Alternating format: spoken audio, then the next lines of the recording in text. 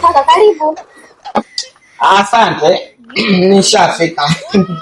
Dada, kusema ukweli mimi nimezunguka sana. Nilikuwa mitaani lakini nimejisikia tumbo limefanyaje? Linaunguruma. Nikasikia. Kumbe nikakumbuka siku 3 sijara. Maana nimetokea huko mavijijini huko. Nilishakazoea kula sasa nilipofika huko mjini. Nikawa mshamba wa maeneo. Fanya kitu kimoja.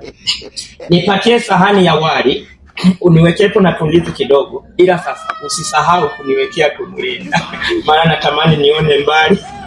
Watoto kama nyie sasa hivi nikiwaangalia macho ni kama yamepofu. Kaka, hizo huduma hapa hazipo.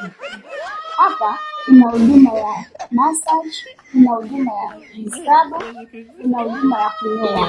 Pia kuna huduma ya sauna. Kama uso wako una mafuta mengi sana. Maana sauna inaondoa mafuta yote mwilini. Inaondoa sumu zote mwilini. Anyway, yani dada ulivyonishika tu. Yani nimesikia moyo unafanya yani moyo umetaka kuchomoka. Yani kumbe manake hii ni sehemu ya saluni. Yani baba shop. Yani mnafanya kazi ya kumfanyia mtu massage, kunyoa na pia anaingia sauna.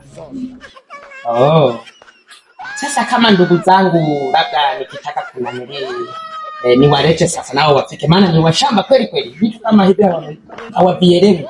Hapa ni Nyankumbu, Geita Baba Shop, mkabala na stendi ya Katoro.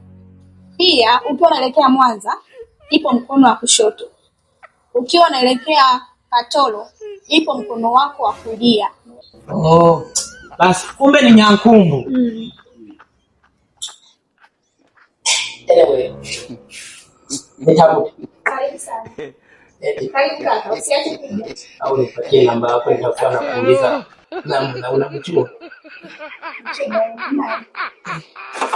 Haya.